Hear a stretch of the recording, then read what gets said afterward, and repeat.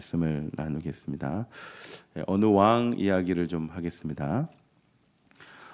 산모들이 왕에게 부탁을 하나 했습니다. 뭐라고 부탁을 했냐면 육아가 쉬운 것이 아닙니다. 출산에 관련된 복지를 좀 더 신경 써 주십시오라고 우리 산모들이 왕에게 부탁을 했습니다. 이런 부탁은 요즘 시대에도 동일한 것 같습니다. 워낙 육아가 힘들다 보니까 나라가 또 국가가 또 우리 가정에서 또 여러분 주변 친척들이 가족들이 출산한 그 산모를 돕는 거, 육아하는 그 출산 산모를 돕는 것이 참 중요한 일입니다. 맞죠? 네, 많이 도와주셨죠? 우리 여성분들, 남성분들 많이 도와주셨죠? 그런 이유에서 그런지 왕에게 부탁을 했죠. 조사해 본 결과 이제 출산 휴가가 일주일밖에 안 되었다고 합니다. 그래서 왕이 이제 명령을 세 가지를 내렸습니다. 첫 번째 명령이 뭐였냐면 기존 일주일의 출산 휴가를 100일로 늘려라. 한 3달 좀 넘는 거죠. 두 번째, 조산의 위험을 막기 위해 예정일 한 달 전부터 휴가를 가져라. 그러면 총 이게 며칠이죠? 130일, 넉 달 정도. 네, 굉장하죠. 파격적입니다. 세 번째, 이건 남편에게 해당되는 겁니다. 남편에게도 한 달의 육아 휴가를 줘서 산모를 잘 보살펴라. 굉장히 파격적이지 않습니까? 요즘 시대에 이렇게 하면 정말 좋겠죠. 네. 여러분 어느 시대 어느 나라 왕인지 아십니까? 네, 아시는 분 계시는 것 같은데. 네, 우리나라 왕입니다. 누굴까요? 저 광화문에 계십니다. 몇십 년 동안 앉아 계셨는데, 네 맞습니다. 이 왕은 바로 조선의 성군으로 일컫는 세종대왕입니다. 대단하지 않습니까? 이것을 우리는 세종대왕의 애민 정신이라고 하는데, 이 내용이 설화로 전해진 것이 아니라 조선왕조 실록 세종편에 기록되어 있는 사실이라고 합니다. 세종대왕이 한글만 만든 것이 아닙니다. 다양한 복지 정책도 했는데, 근데 이 대상자가 누구냐면 양반하고 평민이 아니라 노비였습니다. 너무 멋있지 않습니까? 노비에게, 그러니까 여자 종을 비라고 하고 남자 종을 노라고 하는데, 비에게 100일의 출산 휴가를, 노에게 30일의 그 남자 종인 노에게 30일의 육아 휴직을. 너무나도 대단한 애민 정신인 것 같습니다. 신분의 계급과 자신의 권위보다 가난한 백성을 먼저 사랑한 정신, 애민 정신이라는데, 이 애민 정신의 가장 중요한 것은 뭐냐면 정책이 또 사랑이 주는 자보다 이 받는 자에게 좀 더 집중되어 있다라는 겁니다. 그러니까 사랑을 하는 사람보다 받는 이의 기준으로 그 정책을 펼쳤다라는 것이죠. 여러분, 사랑은요, 나 자신보다 상대방을 먼저 생각하는 것입니다. 우리도 사랑을 하죠. 태어나서 천국에 갈 때까지, 아니 천국에 가서도 우리는 교회 안에서 다양한 모습으로 사랑해야 합니다. 왜 사랑하냐면 우리가 그 사랑을 지금 받았고 받고 있고 받을 것이기 때문입니다. 그 사랑을 우리가 누구한테 많이 받았을까요? 모든 좀 교회의 답은 정해져 있습니다. 믿음, 사랑, 그리고 제일 많이 나오는 게 예수님. 이 세 가지의 답을 떠날 수가 없습니다. 누구에게 사랑을 받았을까요? 남편 아닙니다. 아내 아닙니다. 자녀 아닙니다. 누굴까요? 예, 맞습니다. 예수님입니다. 예수님으로부터 우리는 받았습니다. 우리는 하나님께, 예수님께 그 사랑을 받았기 때문에, 풍성하게 받았기 때문에 똑같이 어떻게 되죠? 사랑해야 합니다. 그냥 하는 것이 아니라 하나님처럼, 예수님처럼 정말 열심히 해야 합니다. 사랑의 기준이 아까 본 세종대왕처럼 내가 될 때까지, 내가 주는 나 자신이 되어서 됐다 할 때까지 하는 것이 아니라 상대방의 부족함이 채워져서 만족할 때까지 우리는 더욱더 사랑해야 합니다. 왜 그렇습니까? 오늘 설교의 제목처럼 사랑에는 무엇이 없기 때문일까요? 이유가 없기 때문입니다. 근데 이런 사랑의 아주 중요한 생각과 달리 요즘 세상 사람들은 사랑의 이유를 찾습니다. 여러분, 사랑의 그 목소리를 들으려면 제일 쉬운 방법이 뭔지 아시는가요?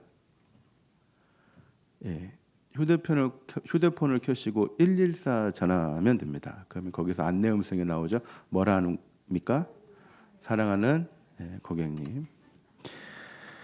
네, 카드 회사나 통신 회사, 여러분들의 고객센터는 아무 이유 없이 사랑하는 고객님이라고 합니다. 그런데 조금만 연체하면 어떻게 할까요? 사랑하는 고객님이 아닙니다. 연체한 고객님, 돈을 안 낸 고객님이 됩니다. 문자와 통화에서 차가움이 느껴질 정도입니다. 한번 받아보셨어요? 연체 문자 받아보셨어요? 성실하게 납부의 의무를 다하고 계시는 것 같은데 한번 받아보세요. 문자에서 차가움이 느껴집니다. 요즘에는 앞집, 옆집, 윗집, 아랫집에 관심이 있나요? 여러분 윗집에 누가 사시는지 아세요? 이름을 아시는가요? 예전에 그런 말이 있죠. 젓가락 숫자, 숟가락 숫자도 안 나는데 옆집에 숟가락 숫자가 몇 개일까요? 포크 쓰던데요 라고 할 수도 있고, 우리에게 요즘에는 앞집, 옆집, 윗집, 아랫집이 관심이 없습니다. 예전에 네 글자로 유명한 말이 있죠. 이웃, 사촌이죠. 사촌이면 여러분은 굉장히 가까운 겁니다. 부부는 몇 촌이죠? 무촌이죠. 그죠? 아유, 누가 1촌 날라다가네. 부부는 무촌입니다. 1촌은 누굴까요? 부모와, 틀리면 틀렸다 말씀해 주십시오. 부모와 자식이죠. 2촌은요? 형제, 형제. 3촌은요? 3촌은 삼촌. 네, 삼촌은 삼촌. 아버지 쪽이죠. 아버지 쪽이 삼촌이. 틀리면 틀렸다 말씀해 주세요. 방송으로도 지금 녹화되기 때문에 허위 사실 유포가 될 수 있거든요. 네, 그 사촌은 뭐죠? 외가인가요, 그러면? 아, 네, 네, 알겠습니다. 네, 오, 알겠습니다. 네. 아무튼 가깝죠. 중요한 거는 가깝다는 거죠. 그만큼 이웃이 뭐 어떻게 하는 거죠? 나랑 굉장히 가깝다는 거. 이웃 사촌이죠. 이웃에게 사랑해야 할 이유를 지금 찾지 못하기 때문인 것 같습니다. 예전에는 그냥 이웃이니까 서로 관심을 가지고 사랑했는데 요즘에는 그냥 이웃이라는 이유 하나만으로 서로를 사랑하기 힘든 시대가 되었습니다. 윗집에서 쿵쾅쿵쾅거리면 예전에는 좀 뭔가 예전에도 층간소음 많았습니다, 여러분. 하지만 요즘에는 그것을 이해하는 폭이 예전만큼 못한 것 같습니다. 요즘 젊은이들이 이제 혼전 동거를 한다고 하는데 그 이유도 뭘까요? 왜 할까요? 그 사랑을, 결혼을 해야 할 이유를 찾기 위해서 하는 것이죠. 이럴 때 세상은 끊임없이 사랑할 이유를 찾고 그것을 발견하면 사랑합니다. 하지만 이 사랑은 가짜 사랑입니다. 사랑의 이유를 찾는 사랑은 가짜 사랑이죠. 그렇다면 진짜 사랑은 무엇일까요? 가짜 사랑은 이유를 찾고 사랑하는 것에 반해 진짜 사랑은 그 이유를 상대방에서 찾지 않는 것입니다. 오히려 사랑의 주인이신 한 분에게서 찾는 것이죠. 누굴까요? 제가 아까 답을 말씀드렸죠. 누구죠? 무조건 답은 하나님, 예수님, 성령님. 사랑의 이유를 하나님께 찾는 겁니다. 그런데 이러한 가짜 사랑과 진짜 사랑이 오늘 룻기 4장 오늘 본문에 좀 잘 나타납니다. 오늘 본문을 보시면 이제 보아스가 그 재판을 받으러 성문에 올라갑니다. 보아스가 이제 올라간 이유는 그 나오미와 룻의 기업을 이어받기 위해 재판을 받으러 성문에 올라갑니다. 그러니까 보아스가 뭐 잘못했다 해서 재판을 받는 것이 아니라 이 모든 것을 이제 절차를 밟는 과정입니다. 재판을 받는 이유는 나오미의 기업을 이미 이어받을 자가 있습니다. 자신의 순서가 먼저 아닙니다. 그러니까 보아스가 아무리 나오미와 룻의 기업을 받고 싶어도 자신의 순서가 아니기 때문에 먼저 순서인 사람에게 정당성과 절차를 받아야 합니다. 보아스가 긍휼의 마음으로 도와주고 싶어도 절차를 거쳐야 하는 것이죠.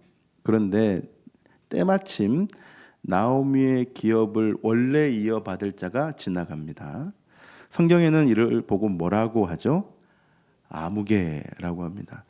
이게 성경이 잘 표현하지 않는 표현인데 성경 말씀은 이 사람을 아무개라고 합니다. 왜 아무개라고 할까요? 아마도 이것은 보아스와 이 아무개의 이 사랑에 대한 차이가 있기 때문입니다. 사랑을 베푸는 보아스와 이 아무개의 차이가 있기 때문이죠. 어떻게 다릅니까? 보아스는 나오미와 룻의 기업을 이어받겠다고 합니다. 하지만 아무개는 나오미의 기업만 받겠다라고 합니다. 그러니까 보아스는 나오미와 그러니까 쉽게 말씀드릴게요. 보아스는 나오미와 룻 둘이를 책임지겠다라는 것이고 이 아무개는 나오미만 책임지겠다라는 것입니다. 왜 그럴까요? 룻의 기업, 그러니까 나오미 말고 룻의 기업을 이어받으면, 그러니까 이어받는다는 것은 그러니까 룻과 결혼을 하면 이 자신에게 손해가 있기 때문입니다. 그러니까 나오미를 이어받으면 남는 장사 됩니다. 하지만 룻과 결혼하게 되면 손해 보는 장사가 됩니다. 아무개의 사랑은 굉장히 세상적으로 합리적이고 현실적입니다. 나오미의 기업을 이어받는 것도 조금은 손해가 있지만 어느 정도 이제 이걸 만회하고 감당할 수 있습니다. 왜냐하면 이 나오미의 땅으로 농사를 지으면 그 손해를 만회할 수 있기 때문입니다. 하지만 룻과 결혼해서 아이를 낳으면 자신의 기업을 룻에게서 낳은 자녀와 함께 줘야 합니다. 그러니까 자신의 원래 자녀들과 또 룻과 사이에서 나는 자녀끼리 무엇이 발생할 수 있을까요? 분쟁이 발생할 수 있습니다. 재산 때문에 분쟁이 발생할 수 있습니다. 그러니 아무개는 합리적이고 현실적인 선택, 나오미의 기업만 이어받고자 합니다. 다 이어받고 싶지 않은 것이죠. 생각해 보니 나오미와 그와 룻과 그 어떤 관계도 솔직히 하고 싶지는 않습니다. 심지어 자신에게 그 의무가 있습니다. 의무가 있어도 사랑할 이유가 없기 때문에 그녀들의 기업을 이어받고 싶지 않은 것입니다. 그러니까 의무가 있었어요. 당연히 해야 됩니다. 하지만 무엇이 없기 때문에 그녀들을 받아야 할 이유를 자신이 못 찾았기 때문에, 아니 찾지 않았기 때문에 하지 않은 것이죠. 이러한 그의 선택에 누구도 탓할 수 없습니다. 그 결정에는 잘못도 없고 흠도 없습니다. 철저히 계산적인 것밖에 없습니다. 이러한 세상의 평가는 잘못도 없고 흠도 없다라고 말합니다. 하지만 이 아무개에 대한 성경적인 평가는 다릅니다. 아무개에 대한 성경의 평가는 그의 신성처럼 냉담합니다. 그래서 앞서 말한 것처럼 그의 이름을 호명하지 않습니다. 좀 특별하게 그를 뭐라 부르죠? 아무개라고 합니다. 우리가 룻기가 4장까지 있는데 이 짧은 장을 보면 다양한 이름이 등장합니다. 아무 일도 하지 않았지만 뭐 엘리멜렉, 말론, 뭐 기럧, 오르바 이렇게 다양한 이름이 등장합니다. 하지만 이 사람은 그냥 아무개라고 호명합니다. 왜 그렇죠? 아무개는 형제의 기업과 이름을 이어받는 데 관심 없고 자신의 땅과 기업과 이름에만 관심을 보였기 때문입니다. 결국 자신의 기업과 이름에만 관심 있는 자는 성경도 그의 이름과 삶에 대해 관심을 가지지 않습니다. 그래서 성경은 그의 이름을 지워버립니다. 그의 이름조차 언급하지 않는 것이죠. 우리는 이러면 안 됩니다. 물론 우리가 간혹 세상적인 사랑을 한다고 해서 하나님께서 우리의 이름을 뭐 기억하지 않거나 뭐 생명책에 지워지거나 그런 일은 일어나지 않습니다. 하지만 우리가 이를 통해 알 수 있는 것은 아무개의 이러한 사랑은 그리스도의 참 사랑이 아니라는 것입니다. 나만을 생각하고 타인을 생각하지 않는 것은 우리 그리스도인의 사랑이 결코 아니라는 것이죠. 사랑을 함에 있어서 뭔가 손해를 보더라도 그것을 온전히 감당해야 되는데 뭔가 계산적이고 합리적인 이름하에 나의 이익만 추구한다면 그것은 결코 진정한 사랑이라고 할 수 없습니다. 만약 예수님께서 계산기를 두드려서 우리를 사랑한다고 한다면 예수님께서 우리를 사랑할 수 있을까요? 네, 예수님께서 다 계산하면 우리는 그 어떤 사랑도 받을 수가 없습니다. 예수님은 계산기를 두드리지 않았고 합리적이지 않았습니다. 비합리적이어도 철저하게 손해봐도 예수님 어떻게 했죠? 그 사랑을 직접 행하셨습니다. 한 교수가 강의 중에 남학생들에게 질문을 했습니다. 정말 멋진 외모를 가진 한 여자가 사고를 당해 얼굴이 추하게 변하고 말았다. 그녀와 함께 지내던 남자는 그녀를 이전처럼 사랑할 수 있을까? 자네들의 생각은 어떻습니까? 라고 물었습니다. 그러자 한 30%가 이전처럼 사랑은 어려울 것이라고 말했습니다. 이곳 교수들은 이제 여학생들에게 물었습니다. 백만장자의 남자가 불황으로 하루아침에 알거지가 되었네. 그와 함께 지내던 여자는 이전처럼 그를 사랑할 수 있을까? 자네들이 그 여자라면 어떠한가? 라고 물었습니다. 여학생들 또한 남학생들처럼 한 30%가 같이 못 살겠습니다. 라고 했습니다. 비슷하죠. 근데 그 교수가 말을 이어갔습니다. 대부분이 이 질문의 관계를 아마 연인으로 생각할 수 있을 것 같네. 그러나 첫 번째 질문의 남자의 여성은 어머니였고 두 번째 질문의 남자는 여성의 아들이었네. 그렇다면 다시 묻겠네. 사고로 다친 얼굴을 다친 어머니를 사랑할 수 있고 불황으로 모든 재산을 잃은 아들을 사랑할 수 있겠는가? 이 말을 듣고 학생들이 어떻게 했을까요? 네, 그렇다면 어머니라고 하면 또 아들이라고 하면 사랑할 수 있습니다. 이전처럼 저는 사랑할 겁니다. 라고 손을 들었습니다. 그러자 교수가 마지막으로 이런 말을 했습니다. 진정한 사랑이란 조건에 따라 변하는 것이 아닐세. 진정한 사랑은 그 누구인지 상관없이 모든 것을 참고 모든 것을 이기고 모든 것을 버티고 조건 없이 혹은 변함없이 사랑하는 것이라네 라고 했습니다. 여러분 어떻습니까? 여러분 우리도 이렇게 사랑할 수 있을까요? 아무런 조건 없이 아무런 이유 없이 사랑하는 것, 또 변함없이 사랑하는 것 너무 거창한가요? 하지만 정말 우리가 이렇게 하기 위해 노력을 정말 하고 있는가요? 진정한 사랑은 아무개처럼 상황과 환경에 따라 변하는 것이 아닙니다. 내 이익과 형편에 손해가 있더라도 변하지 않고 끝까지 사랑하는 것이 진짜 사랑입니다. 나를 생각하는 것이 아닌 타인의 입장에서 사랑하는 것이죠. 그러므로 사랑을 할 때 그 사람에게서 이유를 찾지 않아야 합니다. 굳이 찾는다면 어디서 그 이유를 찾아야 할까요? 어디서 찾아야 할까요? 너무나 무거운 주제입니까? 어디로 찾아야 될까요? 하나님에게서 찾아야 합니다. 보아스의 사랑을 한번 살펴볼까요? 보아스는 아무 상관이 없어도 상관 있게 행동한 자가 이 보아스입니다. 그에게는 이 기업을 이어받을 만한 물을 만한 당장의 의무가 없었지만 자신의 일처럼 행동합니다. 그리고 절차를 잘 지키는 가운데서 두 여인의 기업을 이어받습니다. 자신에게 그 어떤 손해가 있다 할지라도 그것은 중요하지 않습니다. 보아스에게 중요한 것은 자기가 받은 만큼 하나님의 사랑을 베푸는 것입니다. 이러한 모습은 자신의 사랑의 이유를 누구로부터 찾았기 때문입니까? 하나님으로부터 찾았기 때문입니다. 레위기 25장 24절 25절에 이런 말씀이 있습니다. 너희 기업에 온 땅에서 그 토지 무르기를 허락할지니 만일 내 형제가 가난하여 그의 기업 중에서 얼마를 팔았으면 그에게 가까운 기업 물을 자가 와서 그의 형제가 판 것을 물을 것이요. 보아스에게 하나님과 이 하나님의 말씀은 사랑을 베푸는 것의 원동력이었습니다. 이 말씀에 따라 이제 기업을 이어받는 것이죠. 하나님의 말씀 따라 사랑한 것입니다. 우리가 사랑을 하지 못하는 이유는 이 보아스처럼 이 사랑의 원동력을 하나님에게서 찾는 것이 아니라 나 자신에게서 찾기 때문입니다. 여러분 그 러브 영어입니다. 러브와 라이크의 차이가 뭔지 아십니까? 러브는 뭔가요?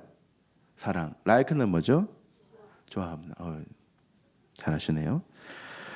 그러면 성도 여러분, 이 사랑한다와 좋아한다의 차이가 무엇인지 아십니까? 갑자기 네. 좋아는 나 중심, 사랑은 타인 중심. 발음 맞고 발음 틀렸습니다. 네, 설명드리겠습니다. 꽃을 like 좋아하는 사람은 꽃을 가지기 위해 꺾지만 꽃을 love 사랑하는 사람은 그 꽃에다 무엇을 주죠? 물을 준다고 합니다.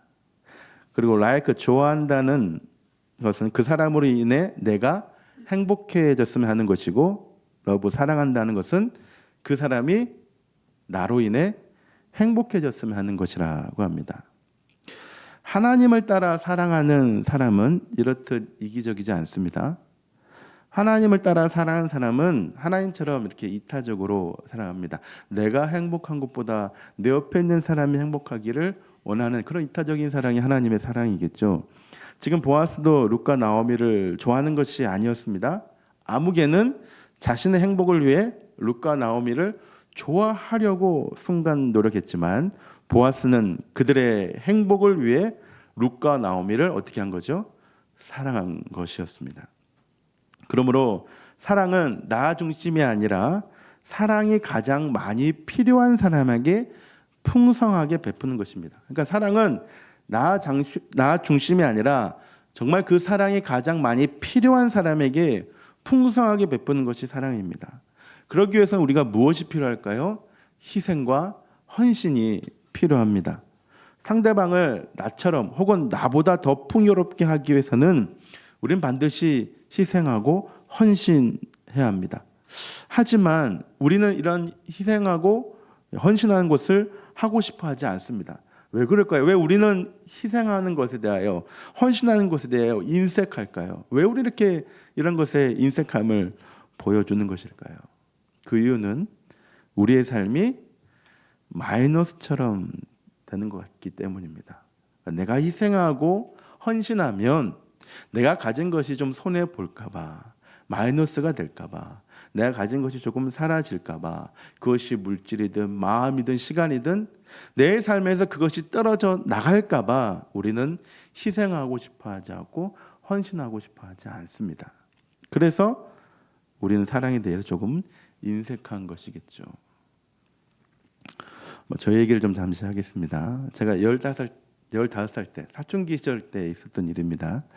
저희 아버지께서는 좀 일은 안 하셨습니다. 직업을 가지지 않으시고 이렇게 좀 교회 사역, 찬양 사역을 좀 하셨습니다. 그때 제가 좀 따라다니면서 이제 아버지랑 같이 이제 찬양 사역을 좀 했었거든요. 그럼 경제적인 활동은 누가 했을까요?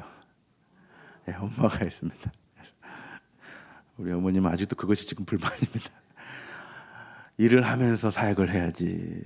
아무튼 아직도 그렇게 생각하시는데 저희 아버지는 평일은 교회에서 매일 찬양 연습을 하시고 수요일 저녁에는 조그마한 복지원에 가서 찬양하고 설교 사역을 하셨습니다. 근데 뭐 설교라기보다는 지금 생각해 보면 그 말씀 나눔 정도였습니다. 그런데 그 복지원이 좀 특이했습니다.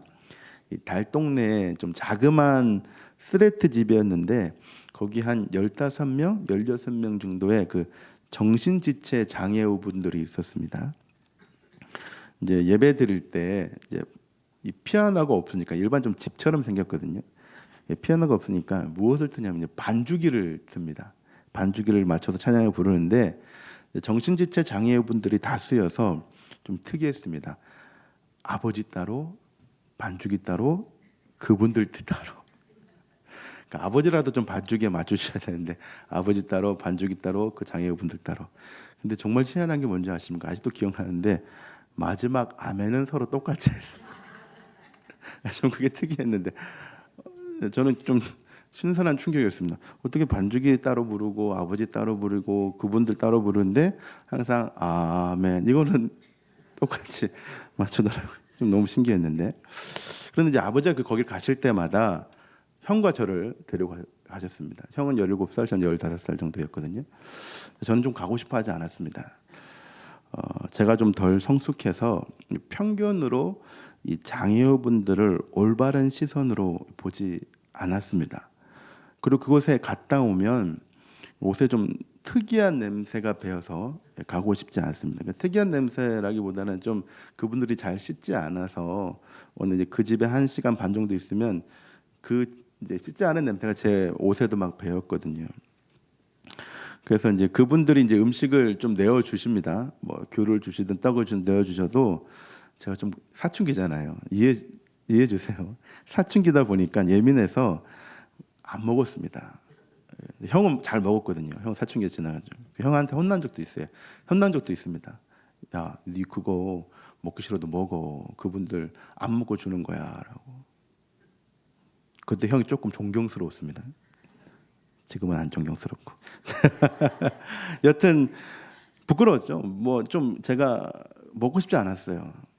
그분들이 내어주는 게 좀 깨끗할까, 좀 잘 조리된 음식일까라는 그런 의심도 들고요. 지금 생각해 보면 후회스럽고 부끄럽죠. 하지만 저와는 다르게 아버지께서는 그 어느 때보다 행복해 보이셨습니다. 간다고 해서 사례를 받는 것도 아니고 누가 알아주는 것도 아니지만 아버지는 굉장히 행복해 하셨습니다. 형과 저를 데리고 다닌 이유가 나중에 들어보니까 그 행복을 배웠으면 하는 바람에 저희는 데리고 다녔다라고 합니다. 그거를 미리 얘기해 주면 좋겠는데 경상도 아버지라서 얘기를 안 해주세요. 나중에 다 끝나고 저희가 좀 컸을 때 이 얘기를 해주시더라고요. 하지만 저희 가정이 이 복지원을 이렇게 방문하는 것이 쉬운 일은 아니었습니다. 그분들이 싫어서가 아니라 저희 집도 달동네에 있었고 뭐 그 복지원도 달동네에 있었고 그 누구 하나 여유로운 사람이 없었고 아버지도 경제적인 활동을 하지 않았기 때문에 무거운 책임감으로 힘들게 섬기셨습니다. 아버지나 복지원 사람들이나 서로 사랑하며 상대방의 부족함을 그저 채워주기 위해 그냥 모두 그냥 행복하게 행한 것이죠. 근데 여기서 이제 왔다가 이제 여기를 다녔을 때 좀 신기한 장면이 있었는데 아버지가 이제 복지원 수요일 갔다가 목요일 아침 되면 항상 저희 집 앞에 뭐가 있는지 아세요? 야채가 가득 있었습니다. 그러니까 그분들이 이제 뭐 사례락을 못 주니까 자신들이 이제 후원받은 야채들을 새벽에 가져와서 뭐 저희 그 옛날 전래동화에 나오는 것처럼 이렇게 앞에다 이렇게 집에 놓고 가고 그랬습니다. 한 포대 이렇게 놓고 가셨어요. 저희 4가정밖에 안 되는데 한 포대 놓고 가셨는데 그 당시에는 몰랐지만 지금 와서 생각해 보니 아버지와 복지원 사람 모두 사랑의 이유를 찾지 않으시고 조건 없이 서로에 대해 요구함 없이 하나님의 사랑을 받아 그냥 서로 사랑하셨던 것 같습니다. 그저 상대방이 하나님의 사랑을 누렸으면 하는 것, 나의 자그마한 헌신과 사랑으로 인해 당신이 행복해하는 것, 그러한 풍성함을 나눈 것 같습니다. 사랑하는 성도 여러분, 그러므로 서로 희생하며 헌신하는 사랑은 결코 마이너스가 아닙니다. 자신을 희생한 이 보아스도 여러분 나중에 보면요 결코 마이너스가 되지 않았습니다. 룻의 기업을 물었다고 해서 보아스의 이름과 그 기업이 사라졌을까요?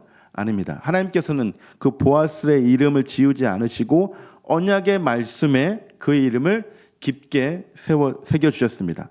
그리고 보아스의 기업에 가장 영광스러운 왕의 기업을 허락해 주셨습니다. 그의 기업 가운데 다윗 왕을 태어나게 하셨고 가장 지혜로운 솔로몬 왕을 태어나게 하셨습니다. 그리고 결국에는 모든 유대인과 이방인의 왕이신 예수님께서 그의 기업 가운데 태어났습니다. 사랑의 원리는 결코 그를 마이너스로 만들지 않았고 더욱더 풍성하게 하였습니다. 사랑은 결코 우리를 가난하게 하지 않습니다. 사랑하면 지금 당장은 손해보는 것들이 있습니다. 뭐 물질이든 마음이든 시간이든 당장에 손해보는 것들이 있습니다. 사랑하면 지금 당장은 우리를 불편하게 하는 것들이 있습니다. 그리고 사랑을 하면 지금 당장 우리를 괴롭게 하는 것들이 있습니다. 하지만 사랑하면 지금 당장은 몰라도 나중은 절대로 우리를 가난하게 하지 않습니다.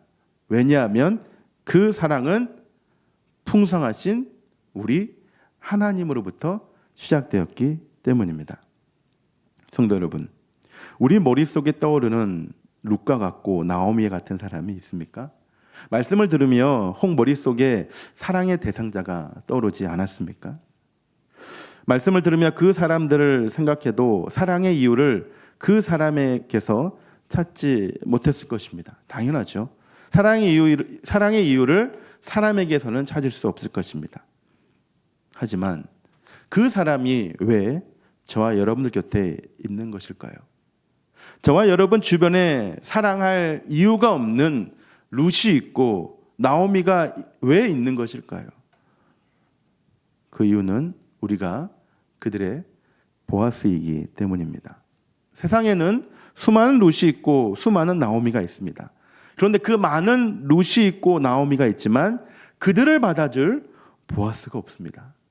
보아스가 없는 이유는 다른 사람이 아니라 저와 여러분들이 보아스가 되지 않았기 때문입니다.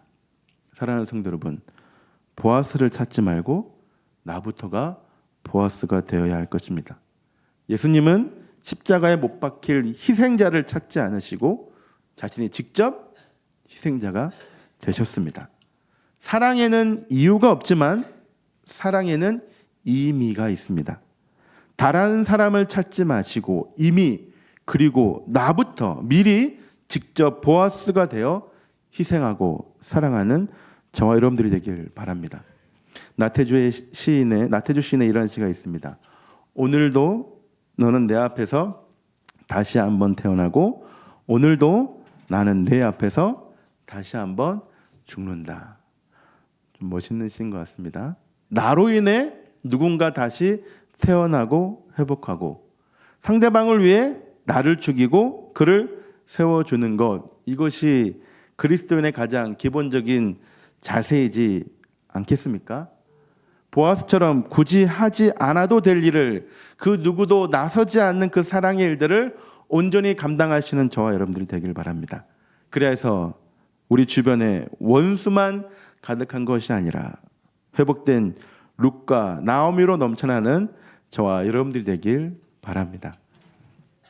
우리 말씀을 기억하면서 우리